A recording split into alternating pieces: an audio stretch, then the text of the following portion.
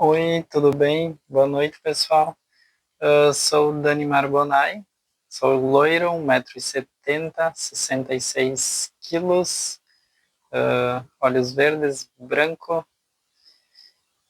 E hoje, juntamente com a minha orientadora, que não estará apresentando, mas participou da construção desse artigo, vou apresentar o trabalho que nós fizemos para este evento. Minha orientadora chama-se Marta Gildice Narvaz.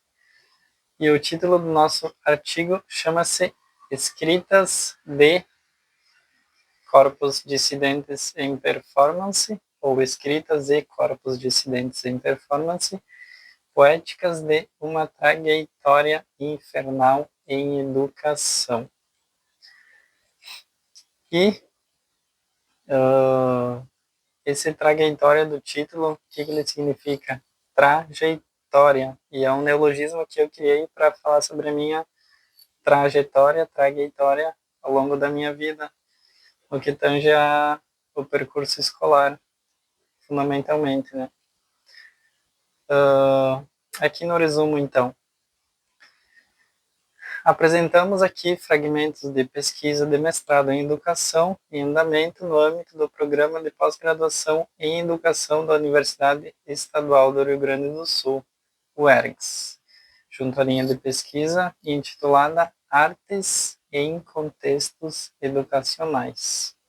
Então, trata-se de uma pesquisa e experimentação com a escrita, com a língua, com o corpo, que articula a escrita poética, a performance, para desacomodar a escola em seus modos hegemônicos, binários, heteronormativos de pensamento e reconhecimento dos sujeitos que a habitam.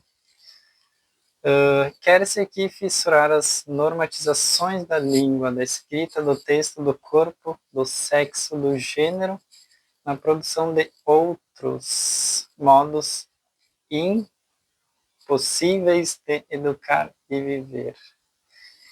Busca-se inventar uma outra educação, uma outra escola, uma outra forma de habitar o corpo fora das amarras binárias do gênero, destituindo a produção do pensamento das subjetividades do reinado falogocêntrico. Inspiração em Helene Cissot, ao utilizar essa perspectiva falogocêntrica, dessa crítica que ela faz no Riso da Medusa.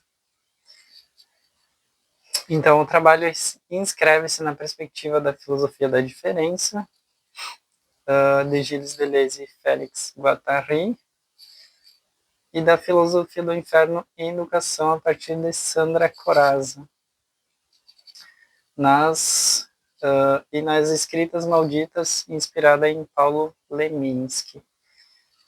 Então, apresentamos fragmentos da pesquisa em andamento no que tange as experimentações performáticas que articulam gênero, arte, memória e poéticas. No que tange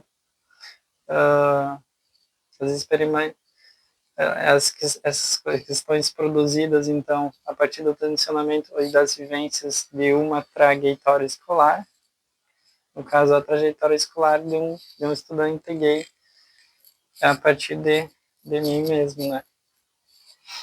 E ao longo desse texto, então, eu fui fazendo o percurso, digamos assim, teórico, intercalando com algumas escritas poéticas, como, por exemplo, esta daqui. Escolar, escolar, escalar, escrever no lar da escola eterna. Experimentar outras escolas, escrevi com X, é viável? Escolar C é impossível? Escolar C é desnecessário? Fugir dali ou permanecer ali insistindo, resistindo, existindo nas entranhas. É uma questão de sacudir o pó excessivo que os conceitos vestem e experimentar mais escolas que descolem, que deslouquem que enlouqueçam, enlouquem. São algumas coisas que eu fui escrevendo. Então, ao utilizar o Gilles Deleuze e o Félix Guattari com a perspectiva da filosofia da diferença, também busquei produzir, e também, principalmente através da Sandra Corazza, produzir e fissurar esses pensamentos hegemônicos binários com uma escrita infernal, uma escrita que produz e afirma a diferença, e não que vê ela como um problema. Mais uma escrita poética aqui, então. Molecularidade. Prazer em espatifar as binaridades dos corpos, sexos, gêneros. Ou esta. Gay, do gueto, do jeito, da margem, à margem, gay. Pode ser infeliz também? Ou essa outra. Prefiro estilhaçar o mapa do jeito inventado e criar de novo a trajetória. Então, sempre buscando tensionar o que geralmente acontece, os pensamentos hegemônicos binários, na perspectiva de produzir outros diferentes. E para isso é preciso espatifar o que temos aí, se for hegemônico, se for rígido, se for duro demais. Produzir linhas de fuga, produzir uma máquina de guerra, enfim, movimentos de territorialização, desterritorialização, reterritorialização, pensando no Deleuze e Guattari. Então, essa escrita minha poética subversiva aqui, por exemplo, eu crio um plano político pervertido de uma escola, o tal PPP, né? Com alguns preceitos básicos, como, por exemplo, chupar as palavras até que não reste mais pré-conceito nelas, ou comer a merenda dos livros aliciáticos e cuspir o que tiver gosto de poeira. Aliciáticos é um neologismo para falar sobre aliciamento e livros didáticos. Mascar as borrachas a ponto de formar gomas de perversar. Ou quarto aqui, trazer na mochila cadejos viáveis de subversão literária. Cadejos também um neologismo para falar sobre cadernos e desejos. E outros mais. Rasgar a calça do gênero, brinquei aqui, quando ele vestir binarismos. Lavar a boca do lápis quando ele vomitar totalitarismos. Esses foram alguns dos preceitos subversivos aqui do PPP. E dentre outros, né? Então, aí eu tenho algumas performances aqui no decorrer também do texto, né? Que são performances que eu criei a partir de mim mesmo.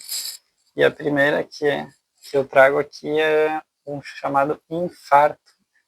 Aí eu coloco um livro em cima do meu peito e eu estou desmaiado no chão, simulando um infarto a partir da leitura de Paulo Leminski, com uma outra literatura LGBT na mão. Também tenho o livro Ar, em que eu estou em posição de semi-prancha, com um pé apoiado no chão apenas e outro erguido, assim como uma mão apoiada no chão e outra erguida. Sendo que nesse pé e mão erguidos tenho um livro, ou seja, estou voando o livro ar. Brincar com essa questão do livro.